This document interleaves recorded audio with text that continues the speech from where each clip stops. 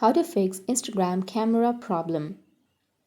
So if you want to fix your Instagram camera or your Reels camera problem, then what you need to do is first make sure that you have an internet connection. After that, you just need to simply open up your Instagram. But if you're facing a problem, then first you need to open up your Play Store and then go with search and search for Instagram. After searching for Instagram, if you have any updates, you need to go and update your application. As you can see that I have an update. So you just need to simply tap on update, and after updating, your problem might be fixed. If that doesn't fix your problem, then the next solution is you need to tap and hold on to that app and then go with the app info. Under the app info, you can go with storage and cache and go with clear cache. After clearing your cache, you can go back and then you can just go with permissions and make sure that you allowed all of the permissions. And once you've done with your permissions, you just need simply go and restart your device. After restarting, your problem will be fixed. So that's how you can fix your camera, Instagram camera, or your Reels camera problem. And if you have any questions, feel free to comment below.